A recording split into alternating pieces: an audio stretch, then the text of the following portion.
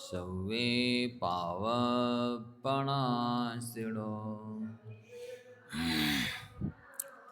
मङ्गलानं च सव्वेशिं परमं हवै मङ्गलम्। भले त्रिकल्प तीनों देवताओं की, विनायक श्री हरनाथ भगवान की, आचार्य भगवंत गुरुवर श्री विद्या साई जी महाराज की, परम पूज्य आचार्य श्री समय साई जी महाराज की, परम पूज्य मुनिवर श्री नदूर साई जी महाराज की।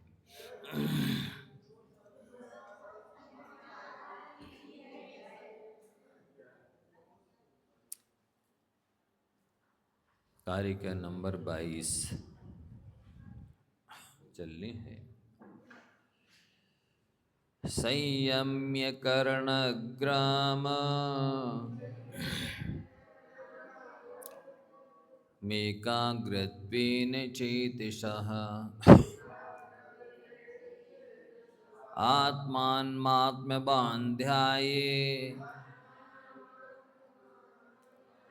आत्मानमात्मबान्ध्याये दात्मनैवात्मनि स्थितम्। संयम्य कर्णग्राम मेकाग्रत्वेन चेतसः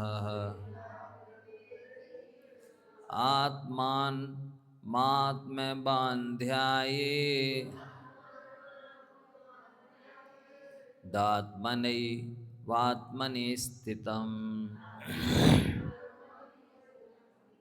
बोलो।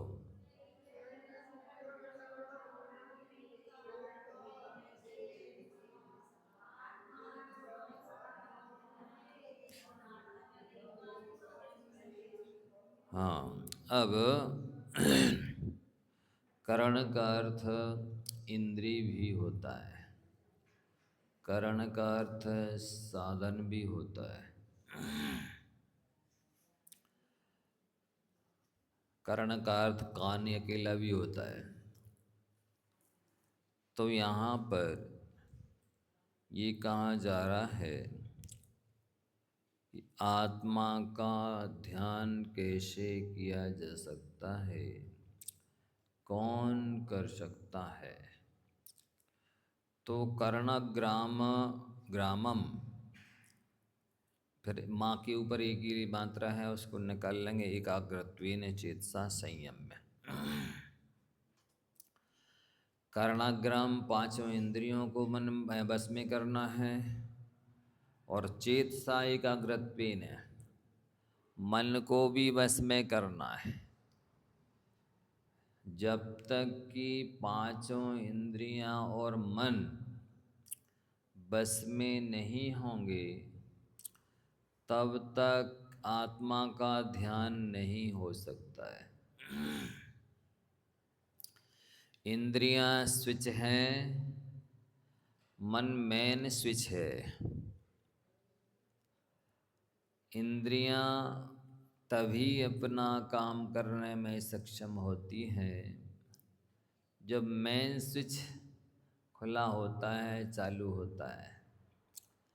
यदि मेन स्विच को बंद कर दिया जाए तो स्विच चालू भी रहे फिर भी लाइट नहीं जल सकती है, पंखा नहीं चल सकते। जैसे आप लोगों ने अनुभव किया होगा कि आप सामने देख रहे हैं, लेकिन आपका मन यदि कहीं और लगा है तो आप देखते हुए भी फिर नहीं देखते हैं, आप सुनते हुए भी फिर नहीं सुनते हैं, आप बोलते हुए भी फिर नहीं बोलते हैं, छूते हुए भी नहीं छूते हैं, सूंघते हुए भी नहीं सूंघते हैं। ऐसा हाल हो जाता है। कोई पूछता है भाई साहब क्या कहा, अरे हमने नहीं सुना, हम कुछ और सोच रहे थे। मतलब यहीं बैठे हैं, देख भी रहे हैं, लेकिन ध्यान नहीं रहा हमें, या ध्यान हमारा कहीं और था। ध्यान का मतलब क्या? मन। ध्यान का मतलब मन होता है। हमारा मन यहाँ नहीं था, हमारा मन कहीं और था, मतलब हमारा ध्यान नहीं था यहाँ, हम कहीं और, हमारा ध्यान कहीं और चला गया था। तो जिसका मन बस में होता है उसकी इंद्रियां अपने आप बस में हो जाती है। मूल चीज है साधना करने लायक, संभालने लायक, उज्जवल करने लायक, निर्मल करने लायक, एकाग्र करने लायक, मनोबल बनाना है। बल बढ़ाने लायक है तो मन का। मोक्ष मार्ग में सारा खेल मन का होता है। मनयो मनुष्याणाम कारणम बंध मोक्षयो। मन ही मनुष्यों के बंध का भी कारण है तो मोक्ष का भी कारण है। यदि व्यक्ति सदुपयोग करता है, सकारात्मक उपयोग करता है, तो वो इंद्रियां भी उसके लिए वरदान बन जाती हैं और मन भी वरदान बन जाता है। यदि दुरुपयोग करता है, निगेटिव उपयोग करता है, तो वे मन और इंद्रियां अभिशाप बन जाती हैं। देखो, स्पर्शन इंद्रिय वही है। यदि आपने उससे भोग या ब्रह्म के सेवन किया तो अभिशाप बन गई। स्पर्शन इंद्रिय वही है। यदि आपने विजय कर ली, आत्मान बन गए। आत्मान का अर्थ जितेंद्रिय होता है। तो ब्रह्मचर्य पाला तो यही स्पर्शन इंद्रिय आपके लिए वरदान बन गई। रसना इंद्रिय से आपने यदि जीने के लिए खाया शुद्ध सात्विक मर्यादित, तो वो रसना वरदान बन गई। यदि उस रसना से हितमित प्रिय बोला तो वो रसना वरदान बन गई। अभक्ष शुद्ध मर्यादित खाया तो वो रसना अभिशाप बन गई। ऐसे से रसना से आप शब्द बोले, गाली दी, झूठ बोला, निंदा की, तो वही रसना अभिशाप बन गई। नासिका घ्राण इंद्रिय वही है। यदि उससे आप श्वास लेते हैं, ऑक्सीजन लेते हैं जीवन के लिए, तो वरदान है। और उसी से सुगंध दुर्गंध में राग देश करते हैं, तो वही घ्राण इंद्रिय अभिशाप बन जाती है। चक्षु इंद्रिय से भगवान के, देव के, शास्त्र के, गुरु के दर्शन पूजन करते हैं। जीवों को देखकर चलते हैं, तो बचाकर चलते हैं, शास्त्र पढ़ते हैं, तो वो चक्षु इंद्रिय वरदान है। और उसी के माध्यम से विषय का ग्रहण करते हैं। काले, पीले, नीले, लाल, सफ़ेद रंग में राग द्वेष करते हैं, तो वही चक्षु इंद्रिय अभिशाप बन जाती है। इन्हीं कानों से यदि शास्त्र सुनते हैं, जीवों की करुण पुकार सुनते हैं, तो वो वरदान बन जाते हैं। उन्हीं कानों से दूसरों की निंदा सुनते हैं, चुगली सुनते हैं, विकथा सुनते हैं, तो वही कर्णेंद्रिय अभिशाप बन जाती है। प्राय करके अनादि काल से लेकर के इंद्रियां अनंतों बार मिली, लेकिन इस जीव ने उन इंद्रियों को अभिशाप बनाया, वरदान नहीं बनाया। उनसे हानि उठाई आत्मा की, आत्मा को उनसे कोई लाभ नहीं मिला। इसी तरह से मन है। यदि मन के माध्यम से धर्म ध्यान, शुक्ल ध्यान करते हैं, मन के माध्यम से आत्मकल्याण और परोपकार की बात सोचते हैं, तो वही मन वरदान बन जाता है।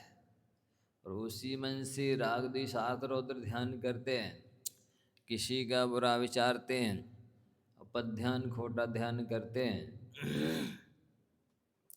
तो वही मन अभिशाप बन जाता है। सारा खेल तो मन का है, पूरा रोल मन का है। मन यद्यपि संस्कृत की दृष्टि से भी नपुंसक है और कार्य क्षेत्र की दृष्टि से भी देखा जाए तो मन भोग नहीं भोगता, भोग तो भोगती हैं इंद्रियां। भोग केवल देख देख करके खुश होता है। कौन? मन देख देख करके खुश होता है बस, भोगता नहीं है वो। और वही खुश हो करके राग द्वेष करके कर्म बंद कराता है। आप देखो, एक इंद्रिय जीव कर्म का बंद उतना नहीं कर सकता जिस मिथ्यात्व का दर्शन मोहिनी का बंद सम्मी पंच इंद्रिय जीव 70 कोड़ा कोड़ी सागर करता है। एक इंद्रिय जीव मात्र एक सागर कर सकता है। यम पणगति पर्णम सेम सहस्त्रम च मच्छिवर बंदे। 2 इंद्रिय 25 सागर, 3 इंद्रिय 50 सागर, 4 इंद्रिय 100 सागर, अश्विनी पंचेंद्रिय 1000 सागर। और सबसे ज़्यादा बंद करने की क्षमता किसमें है? तो संगी पंचेंद्रिय में 70 कोड़ा कोड़ी सागर को बांधने की क्षमता है। मतलब यदि कल्याण करने की क्षमता भी है संगी पंचेंद्रिय में, तो उतना ज़्यादा अपनी आत्मा का अकल्याण करने की भी क्षमता है। इसलिए इन सभी इंद्रियों और मन का अपन को वरदान बनाना चाहिए, सदुपयोग करना चाहिए, दुरुपयोग नहीं करना चाहिए। होता प्राय यही है कि दुरुपयोग ही करते हैं। आत्मा के विषय में इनसे काम बहुत कम ना के बराबर लेते हैं। तो ये यही कह रहे हैं कि इंद्रियों के समूह को संयमित करो। असंयमित इंद्रियां तो बिना लगाम के घोड़े की तरह इस आत्मा को दुर्गति में पटक देती है। जैसे बिना ब्रेक की गाड़ी में कोई बैठता है तो उसकी यात्रा सकुशल नहीं होती है। बिना नकील के ऊंट पर बैठेंगे तो भी अपने लक्ष्य तक नहीं पहुंचेंगे, बिना अंकुश के हाथी पर बैठेंगे तो भी अपने लक्ष्य तक नहीं पहुंच सकते।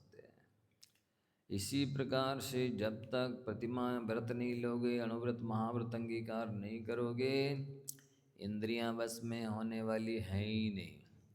वो तो जितना ज़्यादा आप अपने आप को नियमों से बांध लोगे, संयम से बांध लोगे, और समय पर करना है, हमें गिन गिन करके करना है, विधिवत करना है। ऐसा संकल्प करोगे, ठानोगे कि नहीं हम समय पे करेंगे, विधिवत करेंगे, तो ही कर सकोगे। अन्यथा ये मन तो करने ही नहीं देगा, उसमें आलस प्रमाद करा देगा, उसमें अतिचार अनाचार लगवा देगा। वह पक्का है, क्योंकि इसका नेचर ही अधोगामी पानी की तरह है। जैसे पानी नीचे की ओर जाता है, वैसे ही मन नीचे की ओर विषय कषायात और ध्यान की ओर जाता है।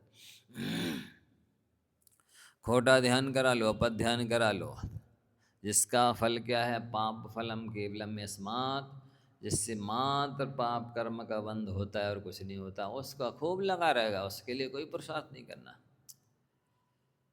उसके लिए कोई अलग से सतर्क सावधान होने की आवश्यकता नहीं है। आद रौद्र ध्यान करने के लिए किसी को शास्त्र नहीं पढ़ने पड़ते। आद रौद्र ध्यान करने के लिए किसी को मंदिर नहीं जाना पड़ता। आद रौद्र ध्यान करने के लिए किसी को गुरुओं के पास नहीं जाना पड़ता है। ना दर्शन के लिए, ना देव पूजा के लिए, ना आहार दान के लिए, ना स्वाध्याय करने के लिए, ना संयम पालन करने की आवश्यकता है, ना तप करने की आवश्यकता है, ना दान करने की आवश्यकता है। आद रौद्र ध्यान तो बिल्कुल कुछ भी ना हो आपके पास, और आप निर्जन वन में बैठे हो गए, एकांत में, अकेले में, अंधेरे में, कोई सहयोगी साथी नहीं है, फिर भी आद रौद्र ध्यान तो किया जा सकता है। उसमें कोई कठिनाई नहीं आती, कोई दिक्कत नहीं आती है। लेकिन धर्म ध्यान करना हो तो देखो, देव पूजा करो, गुरुओं की उपासना करो, स्वाध्याय करो, संयम का पालन करो, तपस्या करो, दान दो, तीर्थ यात्रा करो, कितने सारे साधन हैं, षड आवश्यक हैं, 12 तप हैं, 11 प्रतिमा हैं, 12 व्रत हैं और अनेक तरह के उपाय, यम नियम संयम तप दान आदि करने पड़ते हैं। तो ये आप सभी को विचार करना है। यदि धर्म ध्यान करना चाहते हो तो ये आवश्यक तो करने होंगे, लेकिन वो भी नियम लेके करने होंगे। बिना नियम के नहीं कर पाओगे, क्योंकि मन करने ही नहीं देगा। कभी भी वो आपको आलस में डाल देगा, कभी भी आपको वो प्रमाद करा देगा, कभी भी छुड़ा देगा। इतना खतरनाक है ये मन। इसलिए आप सबसे यही करना है कि संयम में करना, ग्रह में इंद्रिय संयम समोह को संयमित करो। नियम लो, जितना ज़्यादा नियम लोगे, जितना ज़्यादा त्याग करोगे, जितना ज़्यादा दान दोगे, जितना ज़्यादा तपस्या करोगे, उतना ज़्यादा आपकी इंद्रियां बस में रहेंगी, मन बस में रहेगा। आप जितना ज़्यादा षड्रस भोजन करोगे, उतना ज़्यादा विषयों की ओर भोगने की इच्छा होगी। इसलिए ये 4 काम कोई यदि व्यक्ति कर लेता है, अखाणम रश्नि कम्माणम मोहिनीतः भयाणम बम्ब भयम गुत्तीण मणगुत्ती चौरो दुखेण जीयंती। इंद्रियों में यदि कोई व्यक्ति रसना इंद्रिय को जीत लेता है, तो फिर बाकी इंद्रियां जीतना सरल हो जाता है। और जो रसना को नहीं जीत सकता है, वो बाकी इंद्रियों को भी नहीं जीत सकता है। रसना का विषय यदि आपने दिया है तो अंग इंद्रियां कहेंगी हमें भी दो, आपको देना पड़ेगा। ऐसा नहीं होगा कि आपने बस भोजन तो अच्छा कर लिया, मन का चटपटा जैसा चाहिए था जो भी, वो सब कर लिया, बस अब हम कुछ नहीं करेंगे, अब तो हम समय करेंगे। वो स्पर्शन इंद्रिय कहेगी ना, अब हम विश्राम दो। आपने रसना का विषय दिया है, तब स्पर्शन इंद्रिय कहेगी हमारा विषय भी दो, हमें विश्राम कराओ, हमें भोग दो। वो भी रसना इंद्रिय अपना संभोग और विषय का सहाय चाहेगी। और वो यदि आप देने को तैयार हो गए तो घ्राण कहेगी नहीं हमारा विषय भी दो, सुगंध बढ़िया सुगंधित फूल लाओ, तेल इत्र लाओ, फलील लाओ। और उसका दिया तो चक्षुंद्रिय कहेगी नहीं हमारा विषय भी दो, ये कलर है, ये लाल नहीं, नीला नीला नहीं, पीला पीला नहीं, काला काला नहीं, सफ़ेद। वो अपना विषय मांगेगी। और उसका दे दिया कर्णेंद्रिय कहेगी हमारा भी दो, अच्छी बढ़िया गीत हैं, गाना है, तरह तरह की चुटकुले, कहानियाँ, कविताएं, शायरी, शेर शायरी इत्यादि भी सुनाओ। तो 5 इंद्रियां अपना विषय मांगेंगी। और यदि आपने रसना का विषय नहीं दिया तो फिर बाकी इंद्रियों भी कहेंगी कोई बात नहीं, हमें भी नहीं चाहिए, हम लोगों को भी अपने विषय। आप लोगों ने देखा होगा ना 10 लक्षण वगैरह में जब उपवास करते हो, 10 उपवास 5 उपवास, उस समय क्या इच्छा होती है? गाना बजाना नाचना देखें है? बोलो, उपवास जब करते हो तो होती है इच्छा कि बढ़िया मस्ती करें, मनोरंजन करें, होती इच्छा? नहीं होती ना बस भोजन नहीं किया है तो अपने आप स्पर्शन भी सिलेंडर शांत हो जाएगी, स्पर्शन इंद्रिय, घ्राण भी शांत, चक्षु भी शांत, कर्ण भी शांत, मन भी शांत, सब इंद्रियां शांत हो जाती है। और जैसी आपने अच्छा बढ़िया फेवरेट भोजन कर लिया, टेस्टी, जैसा मन ने कहा वैसा आपने मिला दिया, उसको देर खिला दिया तो जैसे ही अच्छा मन का भोजन का करोगे, फिर आप स्वयं देखना, ना स्वाध्याय में मन लगेगा, ना सामायिक में, ना पूजा करने की इच्छा होगी, ना स्वाध्याय प्रवचन में जाने की, साधु संघ के पास जाने की इच्छा होगी। पक्का है। हो तो फिर वही कहेगी, या तो हमें सुला दो या फिर इस समय संभोग दिला दो। बस इसका यही हाल है। इसलिए आचार्यों ने कहा कि आप सबसे पहले रसना को जीतो। रसना को जीतना बच्चों का खेल नहीं है।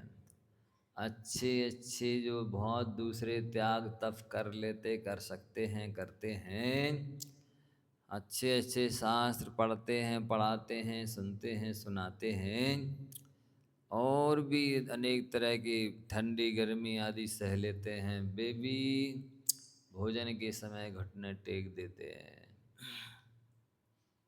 कि नहीं फलानी चीज़ तो होनी ही चाहिए, ऐसा नहीं ऐसा होना चाहिए। बिल्कुल उसके बिना मन नहीं भरता। कहते पेट तो भर गया लेकिन मन नहीं भरा। मन के भरने से शरीर चलता है कि पेट के भरने से शरीर चलता है? शरीर तो पेट के भरने से चलता है, लेकिन आदमी पेट को नहीं खिलाता, वो रसना को खिलाता है। यद्यपि रसना के पास में पेटी नहीं है, उसके पास संग्रह करने के लिए कोई स्थान नहीं है, लेकिन फिर भी वो रसना पे रख ही देगा। अब वो भले तुरंत नीचे खिसका दे रहा है, या तो प्रतिकूल है तो बाहर गिरा दे रहा है। तो ये संसारी प्राणी की सबसे बड़ी कुटेव है, गलती है, कमजोरी है, असंयम है रचना संबंधी। तो उसकी विजय करो पहले। हम तो घर ही में आत्मानुभूति कर लेते हो, एसी में बैठे बैठे हो जाती है आत्मानुभूति है। अच्छी गहरी सी नींद लग जाती है, उसी को आत्मानुभूति मान लेते। झपकी आ जाती है ना, तो कहते हम तो अंदर चले गए थे। अंदर कहाँ चले गए थे? हैं? बेहोश हो गए थे, मदहोश हो गए थे, मूर्छित हो गए थे, सुसुप्त हो गए थे। आत्मा का अनुभव कहाँ हुआ? तो वस्तुतः ये रचना को जीतने के बाद कर्मों में मोहिनी कर्म को जीतना है। यदि मोहिनी कर्म को नहीं जीत पा रहे, मोहिनी के 28 भेद हैं। कितने भेद हैं? 28 विषय हैं। उसमें सबसे पहले सबसे बड़ा परिग्रह, मिथ्यात्व परिग्रह में भी आता है, एक प्रकार से पाप भी माना जाता है। मिथ्यात्व एक प्रकार से कसाय भी मानी जाती है। मिथ्यात्व एक प्रकार से मोहिनी का भेद तो है ही। मिथ्यात्व मोहिनी का घातीय कर्मों का भेद है। घातीय प्रकृतियाँ आत्मा की देवत्व गुण का घात करती हैं। सहज स्वाभाविक जो आत्मा का स्वरूप है उसका घात करती है। तो वो कसाय भी है, पाप भी है, मोह भी है, घातीय भी है, सब कुछ है, परिग्रह भी है। तो इस मिथ्यात्व रूपी परिग्रह को ये जीवन आदि काल से लेकर आज तक छोड़ नहीं पाया, और उसको नहीं छोड़ने की वजह से वो जो जो भी सोचता है, बोलता है, करता है, वो सब मिथ्या माना जाता है, और वो सब संसार का ही कारण होता है, मोक्ष मार्ग में निमित्त नहीं बनता है। उसकी जितनी भी वो देव पूजा करे, गुरुपास्ती करे, स्वाध्याय संयम तपदान, चाहे 11 प्रतिमा हो, 12 व्रत हो, कुछ भी कर ले, मुनिव्रत पाल ले, सम्यक्त के अभाव में उसका सब कुछ करना आखिर में नहीं करने के बराबर होता है, क्योंकि वो सब संसार का ही कारण होता है। इसलिए मिथ्यात्व रूपी परिग्रह को छोड़ो। वो अतत्व का श्रद्धान जब तक नहीं हटेगा, वो अतत्व का श्रद्धान जब तक रहेगा, आपकी स्थिति वैसी होगी जैसे 4 शराबियों ने रात भर नाव खेई, सबे देखा कि वो जहाँ की तहाँ नाव खड़ी है। क्यों खड़ी है? क्योंकि उन्होंने वो जो रस्सा लंगर से बना था वो तो खोला ही नहीं। ऐसी दशा इस जीव की अनादिकाल से आज तक होती चली आ रही है। ये नाव खेरा है, समय लगा रहा है, श्रम लगा रहा, बुद्धि लगा रहा है, लेकिन फिर भी नाव आगे नहीं बढ़ रही है।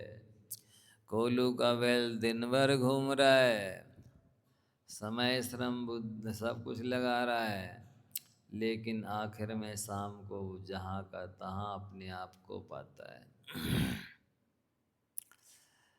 ऐसी दशा इस संसारी प्राणी की है, अनादिकाल से लेकर आज तक तो ऐसी ही रही। और यदि आगे भी इस मिथ्याद रूपी बैरी को परास्त नहीं किया, इसे नहीं जाना पहचाना हटाया, तो पुनः वहीं के वहीं रहना है। जैसी योग्यता, अनुकूलता, सुविधा, सामर्थ्य आज अपन को मिली है, वैसी अनुकूलता, योग्यता, सामर्थ्य, सुविधा अन्यत्र तो होती ही नहीं है।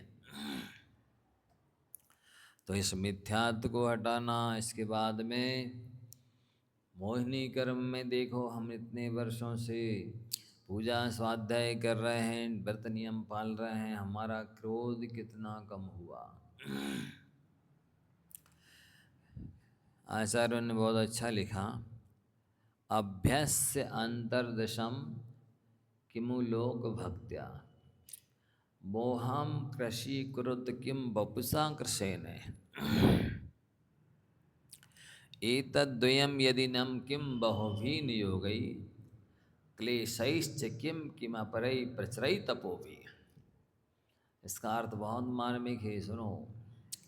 हे भव्य जीवो, यदि कल्याण चाहते हो तो अंतर्दशम अभ्यास से अपनी अंतरंग दृष्टि का अभ्यास करो।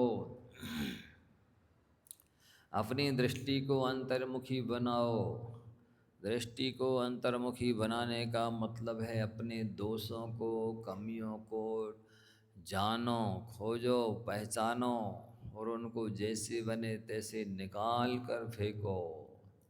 ये अंतर्मुखी दृष्टि करने का मतलब है। सब कुछ किया लेकिन अपने दोषों को नहीं हटाया, कमियों को, व्यसनों को, दुर्गुणों को, असंयम को दूर नहीं किया, तो फिर आपका सब कुछ करते हुए भी उद्धार होना असंभव। अभ्यस्य अंतर्दशम किमु लोक भक्त्या। अरे तुमने लोक में यदि ख्याति भी पाई, पूजा भी होने लगी, यदि सांसारिक वस्तुओं का लाभ भी हुआ, तो उन सब से क्या होने जाने वाला है। इसलिए हर पल हर पग ये अपने आप का समीक्षा करो, समालोचना करो कि हमने कल जैसे थे आज कितना प्रोग्रेस किया है, आज कितनी उन्नति की है, आप आज कितनी हमारी साधना बढ़ी, कितना हमारा ज्ञान बढ़ा, कितने हमारी इच्छाएं कम हुई। ये यदि प्रतिदिन आप सर्वेक्षण नहीं करते हैं तब तो फिर आप आगे नहीं बढ़ पाएंगे। एतद्देयम यदि ना किम बहु भी नहीं हो गई। यदि आप अंतर्मुखी दृष्टि नहीं बनाते हैं और मोह को कृष्ण नहीं करते हैं, तो बाकी के सारे जो करते हैं धर्म ध्यान के नाम पर और आत्म कल्याण के निमित्त, उन सब से क्या होगा। और क्लेशैश्च किम, भूख प्यास ठंडी गर्मी सहन करते हो, उससे भी क्या होगा कि मचरई पिचरई तपो भी, और दूसरे जो बहुत सारे तप त्याग करते उन सब से भी क्या होगा। जो कुछ होने जाने वाला है वो तो इससे होना है, किससे, अपने अंतरंग की कमजोरियों को, दुर्गुणों को, असंयम को, व्यसनों को, खोटी आदतों को छोड़ने से होने वाला है और मोह को क्रश करने से होने वाला। पता चला 40-50 साल हो गए पूजा स्वाध्याय तप त्याग करते हुए, लेकिन जैसे स्थिति पहले थी वैसे ही आज भी है। जैसा मोह प्रबल पहले था वैसी आज भी है। तो आप बताइए आपने क्या प्रोग्रेस की है, क्या उन्नति की है, क्या साधना की है, क्या धर्मदान किया है, ये समझना है। इसी तरह से क्रोध को देखो कितना कृश हुआ, अहंकार को देखो कितना कम हुआ। क्या कुछ कम हुआ है, या जो कुछ कर रहा हो सब मान कसाई की पुष्टि के लिए कर रहा हो, प्रेस्टीज पॉइंट बना करके जी रहे हो। यदि सब कुछ दान पूजा जो भी तप त्याग है अहंकार की पोषण के लिए है, तब तो आप तप त्याग दान पूजा करके भी संसार ही बढ़ा रहे हैं। मान बढ़ाई कारण है जी धन खर्चे मोड़, मर कर हाथी होएंगे धरणी लटके सोड़।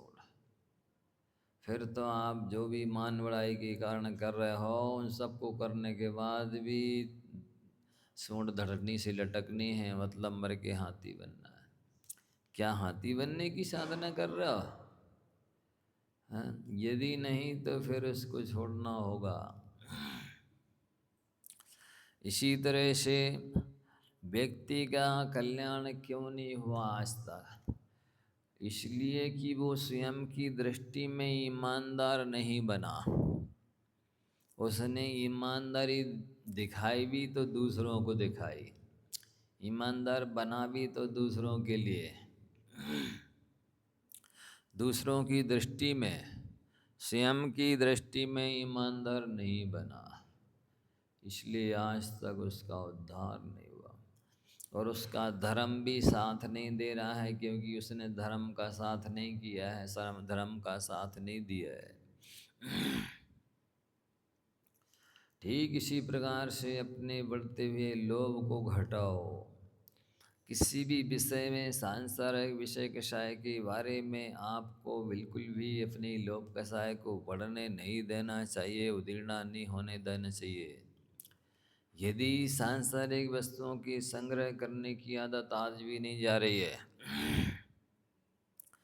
तो समझ लो कि आप नरक का रास्ता प्रशस्त कर रहे हैं, नीचे जाने की तैयारी कर रहे हैं। क्योंकि आप पर पदार्थ का संग्रह कर रहे हो। पर पदार्थ का संग्रह जो करता है वो नीचे जाता है। इसी तरह से अपने हास्य आदि कषायों को देखना है कि हमारी कितनी हम दूसरों की हंसी उड़ाना जानते हैं, उड़ाना चाहते हैं, कितना हम हंसते हैं दूसरों के विषय में। और राग भी रति भी है तो कितनी ज़्यादा पर से हमें रति है, इतनी तो हमें अपनी आत्मा से रति नहीं है जितनी दूसरों से रति है। राग है जितना दूसरों, कहते ना, एक श्लोक आज कहीं पढ़ा था, जैसा प्रेम हराम सो बैसो हरीशो होए, चले जाओ बैकुंठ को बात न पूछे कोई। जैसा राग व्यक्ति को अपने पति या पत्नी से होता है, उतना राग यदि भगवान से हो जाए तो मोक्ष मिल जाए। ज़्यादा नहीं कह रहे, उतने ही कह रहे जितना पति और पत्नी से है। उतना भी नहीं कर पा रहे, ना आत्मा से उतना राग कर पा रहे, ना परमात्मा से कर पा रहे। यदि ऐसी स्थिति है तो आप बताइए स्वयं कल्याण के पात्र कैसे होंगे? हैं? इसलिए अपने जीवन में हो सके तो जिससे राग छोड़ना चाहिए उससे छोड़ देना चाहिए, और आत्मा परमात्मा से जो ऐसा राग करना चाहिए वैसा राग बढ़ा लेना चाहिए। आत्मा परमात्मा का राग भी वास्तव में वीतराग कहलाता है, क्योंकि वो वीतरागता की ओर ले जाता है। और अन्य पदार्थों का जो राग, सांसारिक पदार्थों का राग है, वो अधःपतन कराता है। सारे कर्मों का बंध कौन करता? जो मिथ्या दृष्टि होता, उत्कृष्ट स्थिति अनुभाग के साथ पाप प्रकृतियों को बांधता है। और साथ ही आरती भी ये करता है जी, तो कितनी घृणा करता है, कितनी नफरत करता है, कितना द्वेष करता है कि फिर कहते हैं हम तो उसको फूटी आंखों नहीं देखेंगे। इनको फूटी आंखों से भी दिखता है, देखो है? फूटी आंखों से भी नहीं देखना चाहता, इतनी नफरत, इतनी घृणा, इतना द्वेष है। क्या है ये? क्या ले लिया तुम्हारा उसने? क्या बिगाड़ दिया?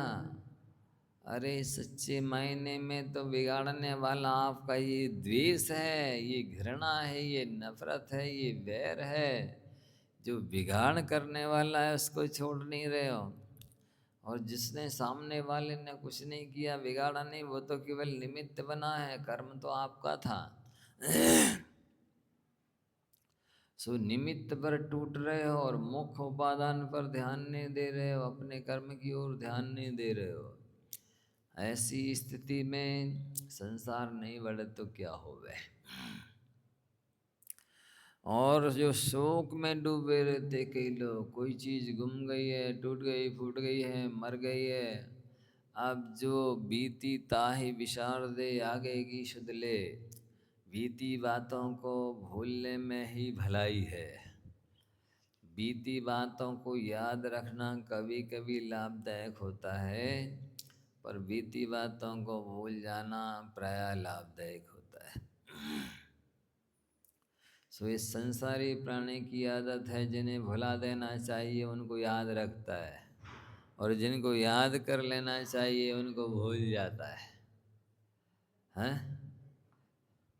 उन्हें ना भूलें जिनसे बचना है वक्त वक्त पे, हैं? जिनसे अशुभ कर्मों का बंध होने वाला है, विषय कषाय की उदीर्णा होने वाली है, आदर उधर ध्यान होने वाला है, उनको तो भूल जाओ। पर जिनसे धर्म ध्यान होना है, जिनके निमित्त से कर्म कटने हैं, उनको क्यों भूलते हो? उनकी तो माला फेरो, उनका ध्यान करो, उनकी जाप करो, उनकी पूजा करो, उनका पाठ करो, उनकी संगति करो, उनकी सेवा करो, उनके लिए दान दो, उनका उपकार मानो, उनके प्रति कृतज्ञता ज्ञापित करो। इसमें आपकी भलाई है। सो ये प्राणी ये तो नहीं करता है। और जिससे इसे डरना चाहिए उससे डरता नहीं है, और जिससे नहीं डरना चाहिए उससे डरता है। जिन विषय कसाय से डरना चाहिए, जिन अशुभ कर्मों के बंध से डरना चाहिए, जिन नरक आदि में जाने से डरना चाहिए, सो डरता नहीं है। उन्हीं के पास जाता है, उन्हीं को अपनाता है, उन्हीं के पास बैठता, खाता, पीता, सोता है, उन्हीं के साथ रहता है। और जिन देवशास्त्र गुरुओं से, साधर्मियों से, गुणवानों से डरना नहीं चाहिए, सो उनसे दूर रहता है। ये दूर रहना, उनके पास नहीं चले जाना, नहीं तो भी कोई नियम दे देवे, पहले ही से अंतराय डाल देगा, मना कर देगा। मतलब ये अज्ञान का ऐसा अभिशाप है कि वो जिनसे नहीं डरना चाहिए उनसे डराता है, और जिनसे डरना चाहिए उनसे नहीं डराता है। ऐसा है। वसुधा डरना अच्छा ही है या बुरा ही है, ऐसा नहीं है। विषय कसाय से, पाप से डरना, नरक में जाने से डरना, संसार के बढ़ने से डरना, अशुभ कर्मों के बंध से डरना तो अच्छा माना जाता है। हैं? और जिनसे देवशास्त्रों से नहीं डरना चाहिए उनसे डरना बुरा माना जाता है। ऐसा है। गिलानी भी करना तो किससे करना? अन्याय से, अनीति से गिलानी करनी चाहिए, सो करता नहीं है। न्याय नीति से दूर रहता है, उससे गिलानी करता है। अरे पंचम काल है, आजकल ऐसे थोड़ी काम चलता है। ये सब तो करना ही पड़ता है। रात में खाना अब तो चलता ही है, पहले के ज़माना था। ये पुराने ज़माने के हैं, ये देहाती पुर्रे हैं, ये पुराने ख्याल के हैं। ये मॉडर्न युग को नहीं समझते हैं, ये समय के साथ नहीं चलते हैं, इस टाइप की कुतर्क करेगा। और जो नहीं करने लायक काम है उनसे भी उनको करने के लिए प्रेरणा करेगा, खुद भी करेगा। तो ये जो विभाव विकार हैं, स्त्री पुरुष नपुंसक भेद, उनको वो पाप नहीं समझता, उनसे सेवन करते हुए उसे गिलानी नहीं आती, डर नहीं लगता, विरक्ति नहीं होती, समझने की कोशिश नहीं करता है, साधना भी नहीं करता, बचने की भी कोशिश नहीं करता। यदि गलती हो जाए, पाप हो जाए, तो उसका उसे गिलानी होना चाहिए, पश्चाताप होना चाहिए, प्रतिक्रमण होना चाहिए, प्रायश्चित लेना चाहिए। सो लेता नहीं है। वस्तुतः जिस चीज़ के प्रति गिलानी होती है बार बार, तो वो एक न एक दिन छूट ही जाती है। अब उसे गिलानी तक नहीं होती है तो छूटने का सवाल ही कहाँ है। ऐसी स्थिति है बंधुओं। इसलिए अपने इंद्रियों को वश में करना एक बात, उसमें भी रसना इंद्रिय को वश में करना, और दूसरा कर्मों में मोहिनी कर्म को जीतना। व्रतों में ब्रह्मचर्य व्रत का पालन करना, जितना हो सके। एक महीने में 1 दिन 2 दिन से शुरू करो, 4 दिन 8 दिन 15 दिन 20 25 सप्ताह 28 29 ऐसे करते करते विजय प्राप्त की जाती है। महत्व समझो, ब्रह्म से अब्रह्म उल्टा है सीधा, बिल्कुल इनका 36 का आंकड़ा है। व्यक्ति चाहना पाना तो चाहता है आत्मा को, व्यक्ति बनना तो चाहता है परमात्मा, लेकिन सेवन करता है अब्रह्म का, कुशील का। जो ऐसी स्थिति है कि उसका लक्ष्य तो पूर्व की ओर है और मुख वो पश्चिम की ओर करके दौड़ रहा है, तो चाहने से आज तक किसी को मोक्ष मिला नहीं है। बिभेति मृत्युर्न ततोस्ति मोक्षो, नित्यम शिवम वांछति नास्य लाभा।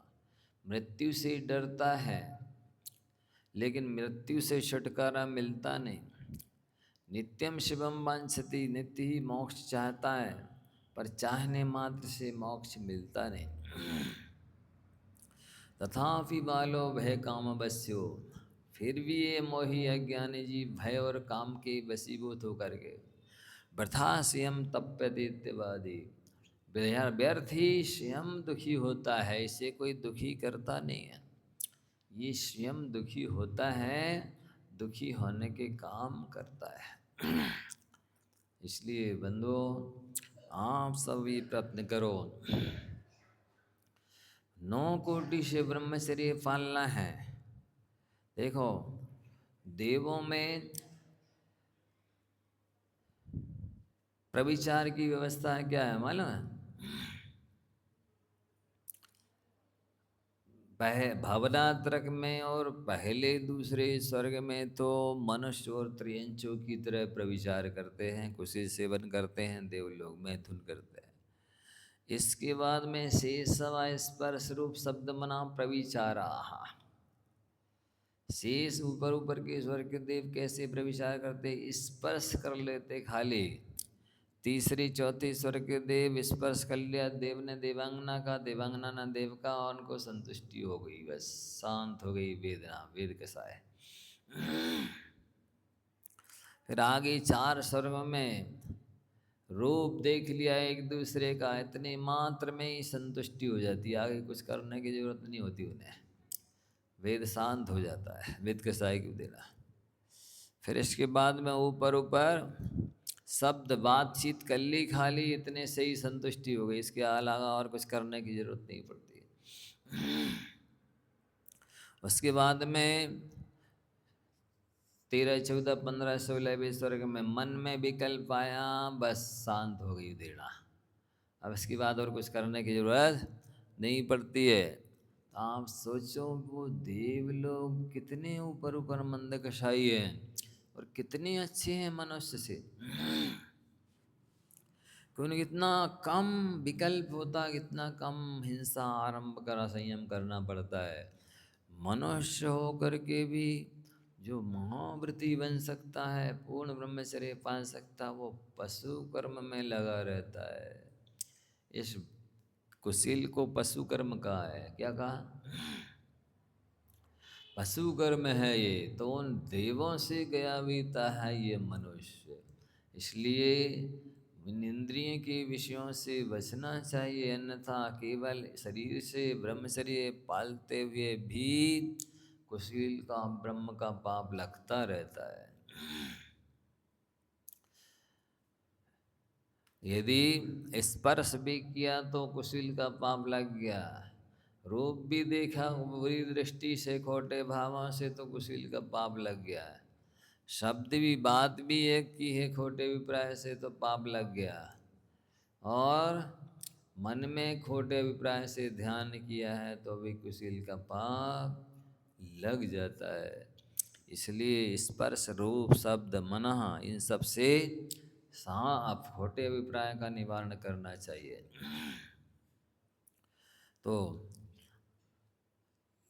तो ये हो गया ना, इंद्रियों में रसना, कर्मों में मोहिनी, व्रतों में ब्रह्मचर्य और गुप्तियों में मनोगुप्ती।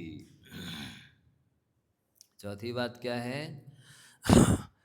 गुप्तियों में मनोगुप्ती को जीत पालना, मन में भी बुरा भाव ना आए, मन से भी आत्र-उत्र ध्यान ना हो, अपद ध्यान ना हो, खोटा ध्यान ना हो, खोटी लेशा ना हो, कलुषित परिणाम ना हो। प्रायः करके संसारी प्राणी के साथ ऐसा होता है। वो मन से जितना सोचता है उतना वचन से बोल नहीं पाता, और जितना वचन से बोलता है उतना शरीर से कर नहीं पाता।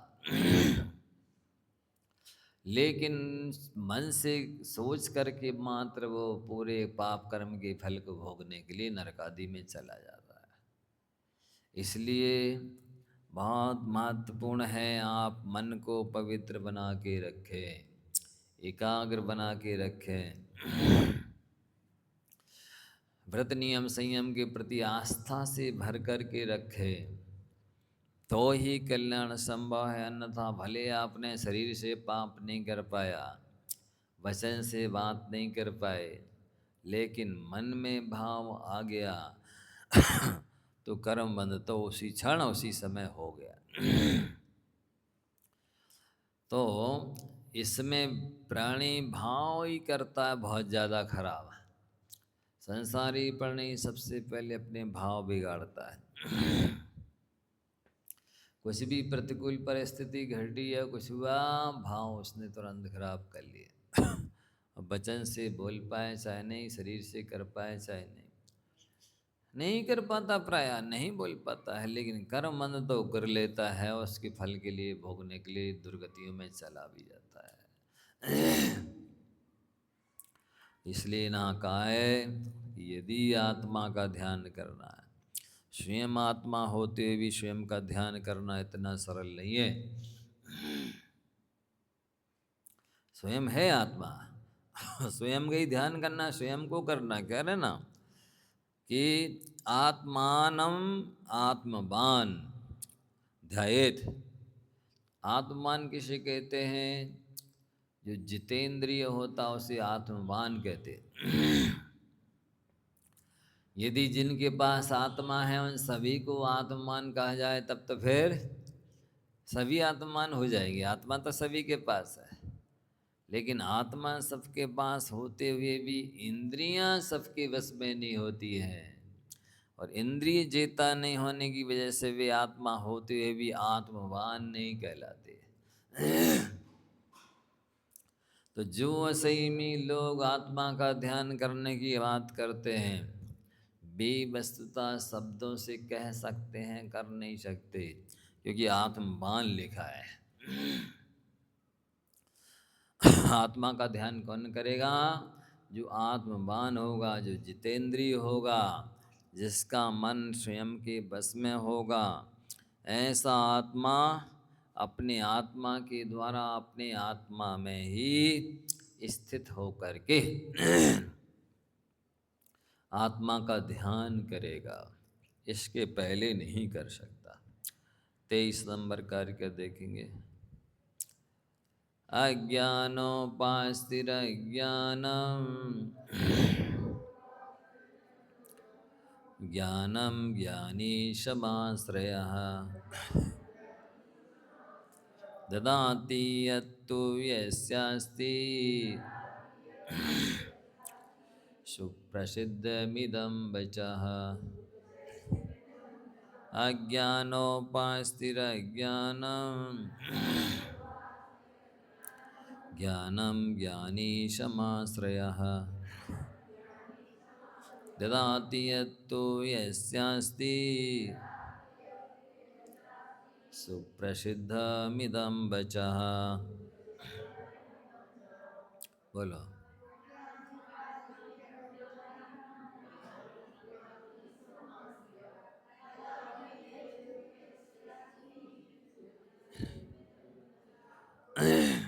अब ये कह रहे हैं कि यदि आप अज्ञान की उपासना करते हैं तो अज्ञान ही मिलेगा।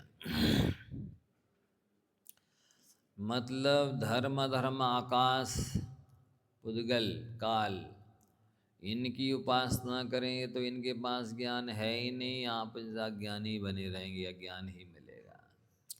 और मनुष्यों में भी जो अज्ञानी असंयमी हैं उनकी संगति करेंगे, मित्रता करेंगे तो आप भी अज्ञानी ही बने रहेंगे। क्योंकि व्यक्ति की सही संगति करता है तो योग्य बन जाता है, अयोग्य व्यक्ति की संगति करता है तो अयोग्य बन जाता है। इसलिए ज्ञानियों की संगति करो, सेवा करो। ज्ञानियों की डांट अच्छी है, अज्ञानियों की प्रशंसा भी अच्छी नहीं। ज्ञानी का शिष्य बनना अच्छा है, अज्ञानी का गुरु बनना भी अच्छा नहीं। तो जितना भी हो सके समय, श्रम और बुद्धि सत्समागम में लगाओ, उससे ही आपको अनुभव भी मिलेंगे, ज्ञान भी मिलेंगे, सत्संगति होगी, सत्संस्कार मिलेंगे, पुण्य मिलेगा, मनोबल बढ़ेगा, मन पवित्र होगा, विशुद्ध होगा, एकाग्र होगा, धर्म ध्यान होगा, सब अवगुणों से, व्यसनों से, पापों से बचे रहोगे। ये सुप्रसिद्ध मदम बचा क्या कह रहे हैं, ये तो बात प्रसिद्धि है, दुनिया जानती है कि जिसके पास जो चीज़ होती है वही देता है। किसी भिखारी से राज्य मांगो तो कहाँ से दे देगा जब उसके पास है ही नहीं। तो इसलिए आप संसारी प्राणियों से सुख चाहते हो, बेचारे बेशर्म दुखी हैं, उनके पास खुद ही सुख नहीं है, आपको क्या सुखी करेंगे, वे क्या सुख देंगे हैं? जिनके पास अनंत ज्ञान है, ऐसे अरहंत भगवान तो आपको अपना वो ज्ञान नहीं दे रहे, दे नहीं सकते हैं, और बोझ भी आपको ज्ञानी नहीं बना सकते। फिर जिनके पास है ही नहीं ज्ञान, वे क्या देंगे ज्ञान और क्या आपको ज्ञानी बनाएंगे। इसी तरह से जिनके पास अनंत सुख है, जब वे भी अपना थोड़ा सा सुख नहीं दे सकते और वे अनंत सुख से संपन्न भी आपको सुखी नहीं बना सकते, फिर जिनके पास सुख है ही नहीं, वे क्या सुखी बनाएंगे और क्या सुख देंगे। इसी प्रकार से जिनके पास अनंत बल है, जब वे अपना बल शक्ति थोड़ी सी हमें नहीं दे सकते और वे हमारे लिए बलवान नहीं बना सकते, फिर जिनके पास बल है ही नहीं, वे क्या बल देंगे, सहयोग देंगे और क्या हमें बलवान बनाएंगे। ऐसा है बंधुओं। इसलिए जिसके पास जो होता है वही देता है, और जिसके पास जो चीज़ नहीं है वो नहीं दे सकता। ऐसा समझ करके ज्ञानम ज्ञानी समाश्रया, ज्ञान प्राप्ति के लक्ष्य से ज्ञानियों की संगति करनी चाहिए। बस आज इतना ही रखते हैं। जा वाणी के ज्ञान ते